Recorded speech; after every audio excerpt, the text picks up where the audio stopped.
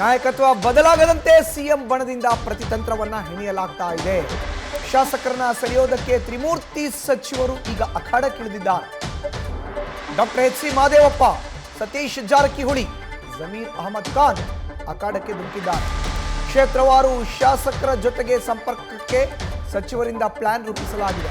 ಒಕ್ಕಲಿಗ ಸಚಿವರ ವಿಶ್ವಾಸವನ್ನ ಗಳಿಸೋಕೆ ಮುಂದಾಗಿದ್ದಾರೆ ಸಿದ್ದರಾಮಯ್ಯ. ಡಿಕೆಶಿಗೆ ಹೆಚ್ಚಿನ ಶಾಸಕರ ಬೆಂಬಲ ಸಿಗದಂತೆ ಮಾಸ್ಟರ್ ಪ್ಲಾನ್ ಮಾಡಿಕೊಂಡಿದ್ದಾರೆ. ಯಾವುದೇ ಕಾರಣಕ್ಕೂ ಶಾಸಕರ ಬೆಂಬಲ ಡಿಕೆ ಶಿವಕುಮಾರ್ಗೆ ಸಿಗಬಾರ್ದು, ಅದಕ್ಕೆ ಇದು ಪ್ರತಿತಂತ್ರ. ಒಂದು ವೇಳೆ ಏನಾದರೂ ಕಾಂಗ್ರೆಸ್ನ ಹೈಕಮಾಂಡ್ ನಾಯಕರು ನಾಯಕತ್ವ ಬದಲಾವಣೆ ಮಾಡಲೇಬೇಕು ಅಂತ ಮುಂದಾದರೆ ಶಾಸಕಾಂಗ ಪಕ್ಷದ ಸಭೆಯನ್ನು ಕರೀರಿ ಅಂತ ಹೇಳೋದು. ಆ ಸಭೆಯಲ್ಲಿ ಶಾಸಕರನ್ನ ಡಿಕೆ ಶಿವಕುಮಾರ್ಗೆ ಬೆಂಬಲವನ್ನು ಸೂಚಿಸದೇ ಇರೋ ರೀತಿಯಲ್ಲಿ ನೋಡ್ಕೊಳ್ಳಿಕ್ಕೆ ಈಗ ಅಖಾಡ ರೂಪಿಸ್ತಾ ಇದ್ದಾರೆ. ಅಂದರೆ ಯಾವಾಗ ಶಾಸಕರ ಬೆಂಬಲ ಸಿಗತ್ತೋ ಆಗ ಶಾಸಕಾಂಗ ಪಕ್ಷದ ನಾಯಕರಾಗಿ ಆಯ್ಕೆ ಆಗ್ತಾರೆ. ಹೀಗಾಗಿ ಶಾಸಕರ ಬೆಂಬಲವೇ ಸಿಗದೇ ಇರೋ ರೀತಿಯಲ್ಲಿ ಡಿ ಕೆ ಶಿವಕುಮಾರ್ಗೆ ನೋಡ್ಕೊಳ್ಳೋ ಅಂತ ವೇದಿಕೆ ಒಂದು ಸಿದ್ಧ ಆಗ್ತಾ ಇದೆ. ಈ ನಿಟ್ಟಿನಲ್ಲಿ ಮೂವರು ಸಿದ್ದರಾಮಯ್ಯರ ಆಪ್ತ ಬಳಗದಲ್ಲಿ ಗುರುತಿಸ್ಕೊಳ್ಳೋ ಅಂತ ಸಚಿವರು ಈಗ ಅಖಾಡಕ್ಕಿಳಿದಿದ್ದಾರೆ. ಮೊದಲನೇದು ಡಾಕ್ಟರ್ ಎಚ್ ಸಿ ಮಹದೇವಪ್ಪ, ಹಳೆ ಮೈಸೂರು ಭಾಗಕ್ಕೆ ಸೇರಿದವರು, ದಲಿತ ಸಮುದಾಯಕ್ಕೆ ಸೇರಿದ್ದಾರೆ. ಮೈಸೂರು ಭಾಗದವರು, ಅದರಲ್ಲೂ ಪ್ರಮುಖವಾಗಿ ಸಿಎಂ ಅತ್ಯಾಪ್ತರು.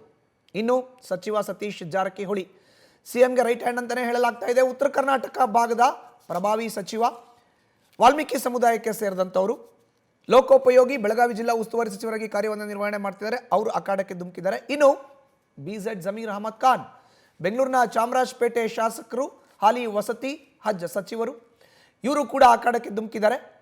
ಮೂವರು ಕೂಡ ಹಳೆಯ ಮೈಸೂರು ಭಾಗದ ಶಾಸಕರ ವಿಶ್ವಾಸಕ್ಕೆ ಮುಂದಾಗ್ತಾ ಇದ್ದಾರೆ. ಈ ಮೂಲಕ ಶಾಸಕರ ವಿಶ್ವಾಸವನ್ನ ಗಳಿಸೋಕೆ ವೇದಿಕೆಯನ್ನ ಸಿದ್ಧಪಡಿಸ್ತಾ ಇದ್ದಾರೆ. ಹೆಚ್ಚಿನ ಮಾಹಿತಿ ನೀಡ್ತಾರೆ ನಮ್ಮ ಪ್ರತಿನಿಧಿ ಶಿವಪ್ರಸಾದ್, ನೇರ ಸಂಪರ್ಕಕ್ಕೆ ಜಾಯ್ನ್ ಆಗಿದ್ದಾರೆ. ಈಗ ಶಿವಪ್ರಸಾದ್, ಮೂವರು ಸಚಿವರು ಈಗ ಅಖಾಡಕ್ಕೆ ಇಳಿದಿದ್ದಾರೆ. ಶಾಸಕರ ವಿಶ್ವಾಸವನ್ನ ಗಳಿಸೋಕೆ, ಅದರಲ್ಲೂ ಪ್ರಮುಖವಾಗಿ ಒಕ್ಕಲಿಗ ಸಮುದಾಯಕ್ಕೆ ಸೇರಿದಂತ ಶಾಸಕರ ವಿಶ್ವಾಸ ಗಳಿಸೋಕೆ ಹೇಗಿದೆ ವೇದಿಕೆ?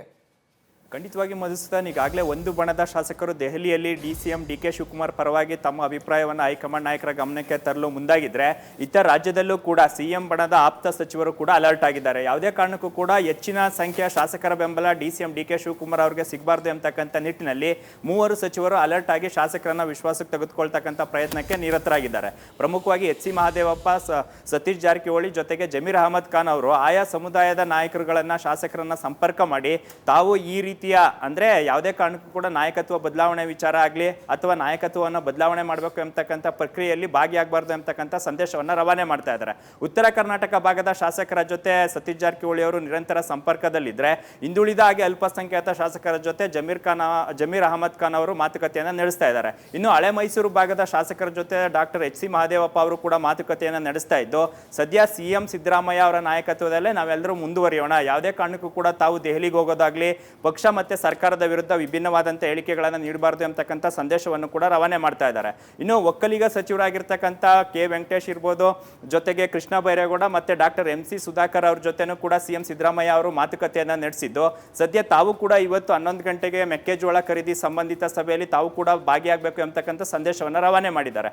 ಹಾಗಾಗಿ ಒಂದ್ ಕಡೆ ಡಿಸಿಎಂ ಡಿಕೆ ಶಿವಕುಮಾರ್ ಅವರ ಬಣದ ಶಾಸಕರು ದೆಹಲಿಯಲ್ಲಿದ್ದರೆ, ಇತರ ರಾಜ್ಯದಲ್ಲಿ ಬೇಕಾದಂಥ ಪೂರಕ ವಾತಾವರಣವನ್ನು ಅಂದ್ರೆ ಸಿಎಂ ಸಿದ್ದರಾಮಯ್ಯ ಪರವಾಗಿ ಶಾಸಕರು ಇರಬೇಕು ಎಂಬತಕ್ಕಂಥ ನಿಟ್ಟಿನಲ್ಲಿ ಅವರ ಆಪ್ತ ಬಳಗದ ಶಾಸಕರು ತಮ್ಮದೇ ಆದಂಥ ಸ್ಟ್ರಾಟಜಿಯನ್ನು ರೂಪಿಸ್ತಾ ಇದ್ದು, ಯಾವುದೇ ಕಾರಣಕ್ಕೂ ಕೂಡ ರಾಜ್ಯದಲ್ಲಿ ನಾಯಕತ್ವ ಬದಲಾವಣೆ ಆಗಬಾರ್ದು, ಜೊತೆಗೆ ಸಿದ್ದರಾಮಯ್ಯ ಅವರ ನಾಯಕತ್ವದಲ್ಲೇ ನಾವೆಲ್ಲ ಮುಂದುವರಿಯೋಣ ಎಂಬತಕ್ಕಂಥ ಅಭಿಪ್ರಾಯವನ್ನು ಕೂಡ ಈಗ ಶಾಸಕರ ಮೇಲೆ ಏರ್ತಾ ಇದ್ದಾರೆ ಎಂಬತಕ್ಕಂಥ ಮಾಹಿತಿ ಈಗ ಲಭ್ಯವಾಗ್ತಾ ಇರತಕ್ಕಂಥದ್ದು. ಮಧುಸೂದನ್, ಧನ್ಯವಾದ ಶಿವಪ್ರಸಾದ್ ನಿಮ್ಮ ಮಾಹಿತಿಗೆ.